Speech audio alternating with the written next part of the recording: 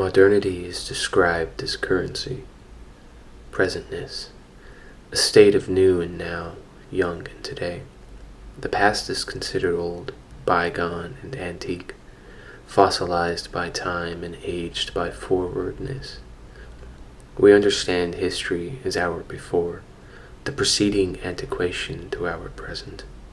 This line of understanding is skewed.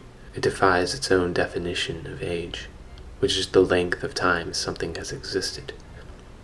Earth formed roughly 4.5 billion years ago, and the universe itself is close to 14 billion years. Had we the technology and capability, we could trace any given atom from our body as it has altered chemically through the aeons of continuity of our world, the solar system, the galaxy, all the way to the first cluster of molecules. We are stardust transmuted and numerous into varying degrees of complex and unique elements that now maintain our vessels, our bodies. You see, we are not new and young. Rather, we are ancient, and the place we call home is an eldritch, eerie dwelling. When we think of an alien world, we don't picture Earth. If we are to ever stumble across another world with life, teeming with complexity and diversity not unlike our own, we will surely exclaim in the bizarreness, the wonderment and the weirdness.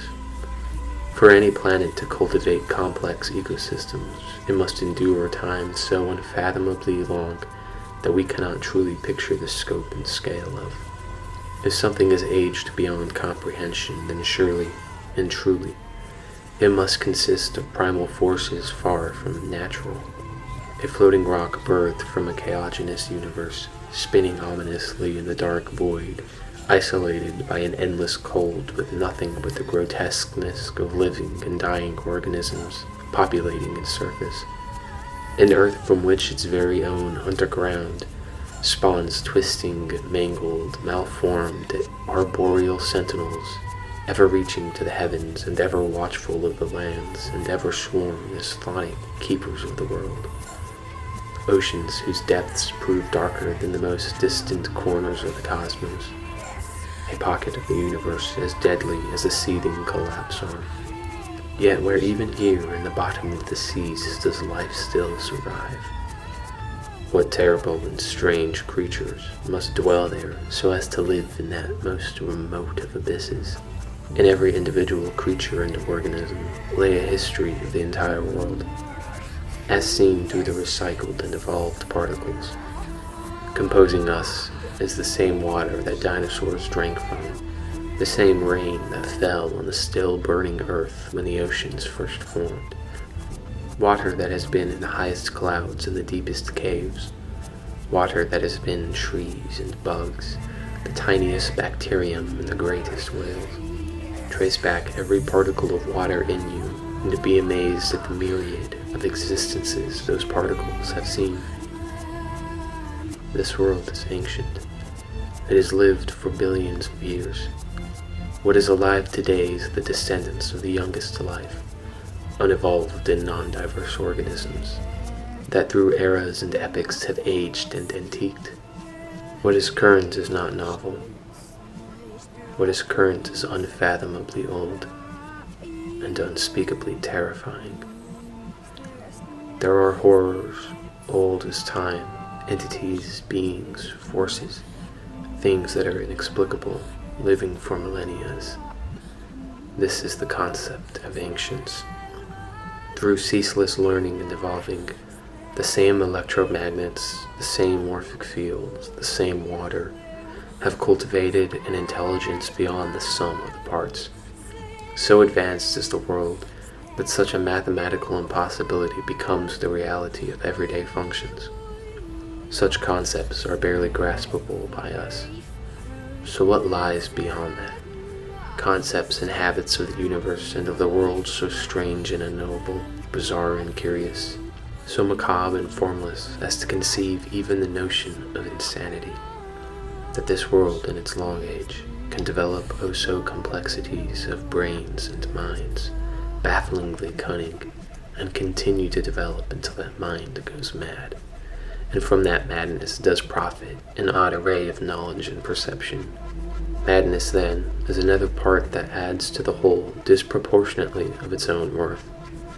The collective memory of the earth and its inhabitants, the memory of processes, such as the boiling point of water, or the gravitational fields, or the growth of life, contain all the past, formed by and forged through repeated cycles in which established principles become engraved in the fabric of reality.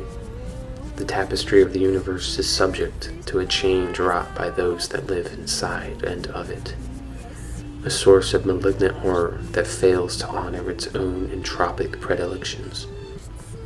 Fear this galaxy, which has spawned things that do not abide by its habits, for there are no rules, only that which can be affected by electromagnetic spectrums of light and waves of frequencies.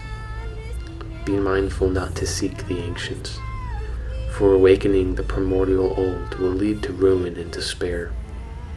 The sum is greater than the parts, but what of the sums of the wholes? What then is that? Delve into that, and the mind will break. Insanity ensues, and mania will reveal the hysteria that the ones have spread, the ones of ancients, the essentias that dream in terms of creation and create in terms of dreams, whose scale is the sums of the wholes, and whose wholes are the sums of memory. Memory which is old and knows of the first, and coupled with the first is greater than any time in between. Do not remain ignorant. Delve into absurdity and lunacy, for there stands wisdom in all its maddened and eldritch glory. Accept your death and stare into madness for madness' sake. Let fall yourself into the screaming chasm of archaic dogma, and at the bottom stands Ancience, dressed in the colors of surreality and horror phasic.